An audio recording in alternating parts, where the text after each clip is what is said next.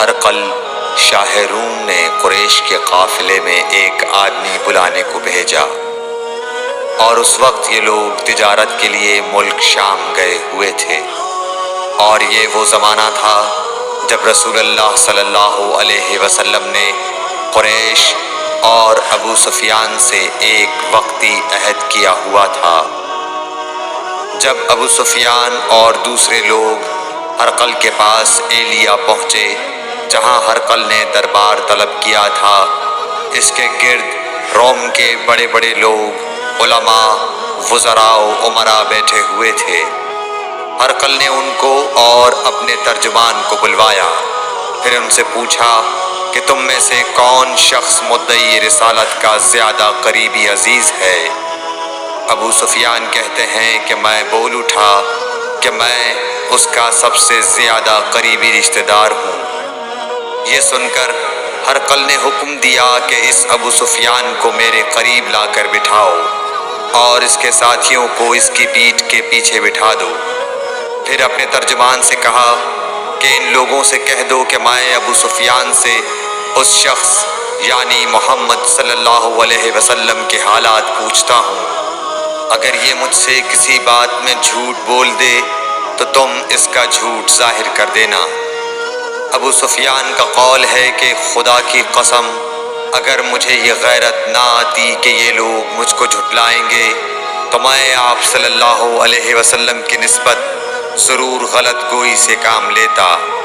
خیر، پہلی بات جو ہرقل نے مجھ سے پوچھی وہ یہ کہ اس شخص کا خاندان تم لوگوں میں کیسا ہے؟ میں نے کہا وہ تو بڑے اونچے عالی نسب والے ہیں۔ کہنے لگا اس سے پہلے بھی کسی نے تم لوگوں میں ایسی بات کہی تھی؟ میں نے کہا نہیں۔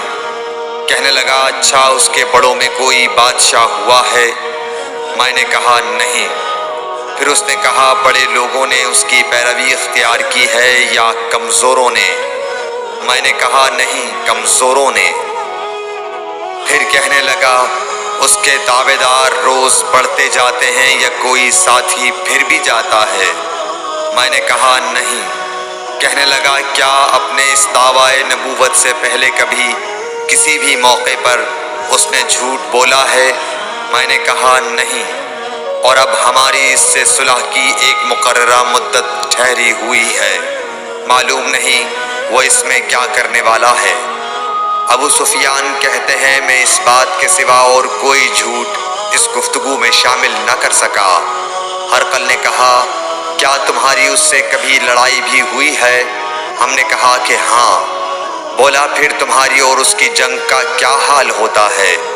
میں نے کہا لڑائی ڈول کی طرح ہے، کبھی وہ ہم سے میدان جنگ جیت لیتے ہیں اور کبھی ہم ان سے جیت لیتے ہیں۔ ہرقل نے پوچھا وہ تمہیں کس بات کا حکم دیتا ہے؟ میں نے کہا وہ کہتا ہے کہ صرف ایک اللہ ہی کی عبادت کرو، اس کا کسی کو شریک نہ بناؤ، اور اپنے باپ دادا کی شرک کی باتیں چھوڑ دو، اور ہمیں نماز پڑھنے، سچ بولنے، پرہیزگاری اور صلہ رحمی کا حکم دیتا ہے۔ یہ سب سن کر پھر ہرقل نے اپنے ترجمان سے کہا کہ ابو سفیان سے کہہ دے کہ میں نے تم سے اس کا نسب پوچھا تو تم نے کہا کہ وہ ہم سے عالی نسب ہے، اور پیغمبر اپنی قوم میں عالی نسب ہی بھیجے جایا کرتے ہیں۔ میں نے تم سے پوچھا کہ دعویٰ نبوت کی یہ بات تمہارے اندر اس سے پہلے کسی اور نے بھی کہی تھی؟ تو تم نے جواب دیا کہ نہیں۔ تب میں نے اپنے دل میں کہا کہ اگر یہ بات اس سے پہلے کسی اور نے کہی ہوتی تو میں سمجھتا کہ اس شخص نے بھی اسی بات کی تقلید کی ہے جو پہلے کہی جا چکی ہے۔ میں نے تم سے پوچھا کہ اس کے بڑوں میں کوئی بادشاہ بھی گزرا ہے تو تم نے کہا کہ نہیں۔ تو میں نے دل میں کہا کہ ان کے بزرگوں میں سے کوئی بادشاہ ہوا ہوگا تو کہہ دوں گا کہ وہ شخص اس بہانے اپنے آباء و اجداد کی بادشاہت اور ان کا ملک دوبارہ حاصل کرنا چاہتا ہے۔ اور میں نے تم سے پوچھا کہ اس بات کے کہنے یعنی پیغمبری کا دعویٰ کرنے سے پہلے تم نے کبھی اس کو دروغ گوئی کا الزام لگایا ہے؟ تم نے کہا کہ نہیں۔ تو میں نے سمجھ لیا کہ جو شخص آدمیوں کے ساتھ دروغ گوئی سے بچے وہ اللہ کے بارے میں کیسے جھوٹی بات کہہ سکتا ہے۔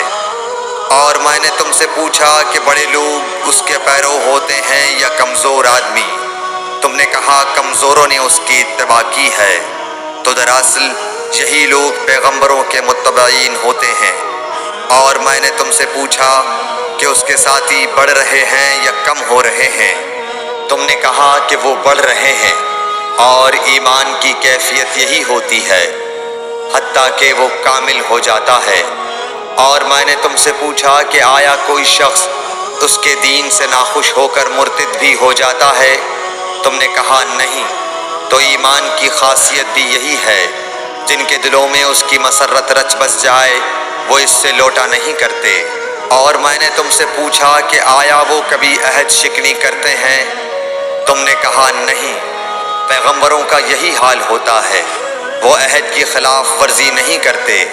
اور میں نے تم سے کہا کہ وہ تم سے کس چیز کے لیے کہتے ہیں؟ تم نے کہا کہ وہ ہمیں حکم دیتے ہیں کہ اللہ کی عبادت کرو، اس کے ساتھ کسی کو شریک نہ ٹھہراؤ، اور تمہیں بتوں کی پرستش سے روکتے ہیں، سچ بولنے اور پرہیزگاری کا حکم دیتے ہیں۔ لہٰذا اگر یہ باتیں جو تم کہہ رہے ہو سچ ہیں تو عنقریب وہ اس جگہ کا مالک ہو جائے گا کہ جہاں میرے یہ دونوں پاؤں ہیں۔ مجھے معلوم تھا کہ وہ پیغمبر آنے والا ہے، مگر مجھے یہ معلوم نہیں تھا کہ وہ تمہارے اندر ہوگا۔ اگر میں جانتا کہ اس تک پہنچ سکوں گا تو اس سے ملنے کے لیے ہر تکلیف گوارا کرتا۔ اگر میں اس کے پاس ہوتا تو اس کے پاؤں دھوتا۔ ہرقل نے رسول اللہ صلی اللہ علیہ وسلم کا وہ خط منگایا جو آپ نے وحیہ کلبی رضی اللہ تعالیٰ عنہ کے ذریعے حاکم بصرہ کے پاس بھیجا تھا، اور اس نے وہ ہرقل کے پاس بھیج دیا تھا۔ پھر اس کو پڑھا تو اس میں لکھا تھا، اللہ کے نام کے ساتھ جو نہایت مہربان اور رحم والا ہے۔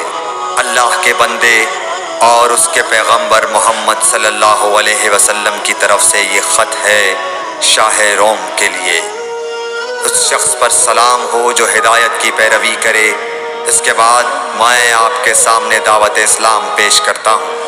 اگر آپ اسلام لے آئیں گے تو دین و دنیا میں سلامتی نصیب ہوگی، اللہ آپ کو دوہرا ثواب دے گا۔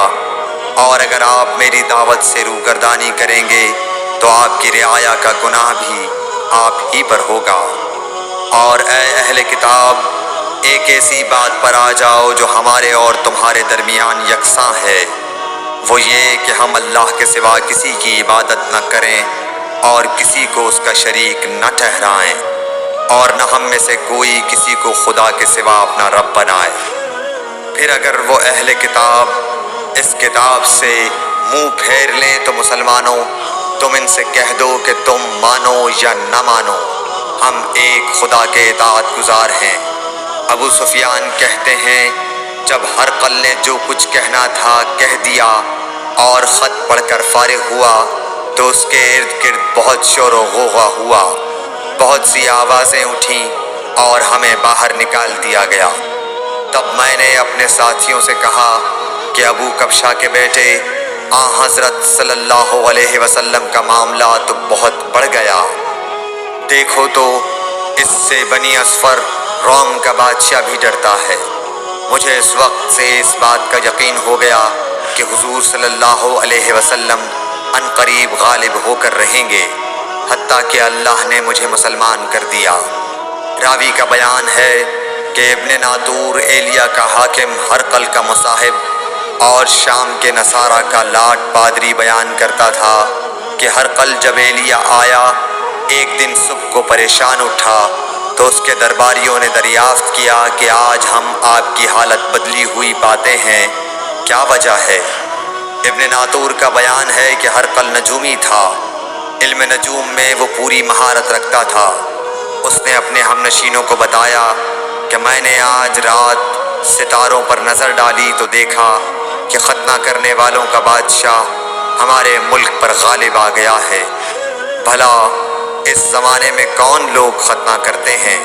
انہوں نے کہا کہ یہود کے سوا کوئی ختنہ نہیں کرتا، سو ان کی وجہ سے پریشان نہ ہوں۔ سلطنت کے تمام شہروں میں یہ حکم لکھ بھیجیے کہ وہاں جتنے یہودی ہوں سب قتل کر دیے جائیں۔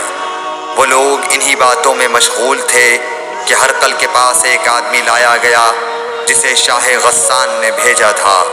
اس نے رسول اللہ صلی اللہ علیہ وسلم کے حالات بیان کیے۔ جب ہرقل نے سارے حالات سن لیے تو کہا کہ جا کر دیکھو وہ ختنہ کیے ہوئے ہے یا نہیں۔ انہوں نے اسے دیکھا تو بتلایا کہ وہ ختنہ کیا ہوا ہے۔ ہرقل نے جب اس شخص سے عرب کے بارے میں پوچھا تو اس نے بتلایا کہ وہ ختنہ کرتے ہیں۔ تب ہرقل نے کہا کہ یہی محمد صلی اللہ علیہ وسلم اس امت کے بادشاہ ہیں جو پیدا ہو چکے ہیں۔ پھر اس نے اپنے ایک دوست کو رومیہ خط لکھا اور وہ بھی علم نجوم میں ہرقل کی طرح ماہر تھا۔ پھر وہاں سے ہرقل حمص چلا گیا۔ ابھی حمص سے نکلا نہیں تھا کہ اس کے دوست کا خط اس کے جواب میں آ گیا۔ اس کی رائے بھی حضور صلی اللہ علیہ وسلم کے ظہور کے بارے میں ہرقل کے موافق تھی کہ محمد صلی اللہ علیہ وسلم واقعی پیغمبر ہیں۔ اس کے بعد ہرقل نے روم کے بڑے آدمیوں کو اپنے حمص کے محل میں طلب کیا اور اس کے حکم سے محل کے دروازے بند کر لیے گئے۔ پھر وہ اپنے خاص محل سے باہر آیا اور کہا، اے روم والو، کیا ہدایت اور کامیابی میں کچھ حصہ تمہارے لیے بھی ہے؟ اگر تم اپنی سلطنت کی بقا چاہتے ہو تو پھر اس نبی صلی اللہ علیہ وسلم کی بیعت کر لو اور مسلمان ہو جاؤ۔ یہ سننا تھا کہ پھر لوگ وحشی گدھوں کی طرح دروازوں کی طرف دوڑے مگر انہیں بند پایا۔ آخر جب ہرقل نے اس بات سے ان کی یہ نفرت دیکھی اور ان کے ایمان لانے سے مایوس ہو گیا تو کہنے لگا کہ ان لوگوں کو میرے پاس لاؤ۔ جب وہ دوبارہ آئے تو اس نے کہا، میں نے جو بات کہی تھی اس سے تمہاری دینی پختگی کی آزمائش مقصود تھی، سو وہ میں نے دیکھ لی۔ تب یہ بات سن کر وہ سب کے سب اس کے سامنے سجدے میں گر پڑے اور اس سے خوش ہو گئے۔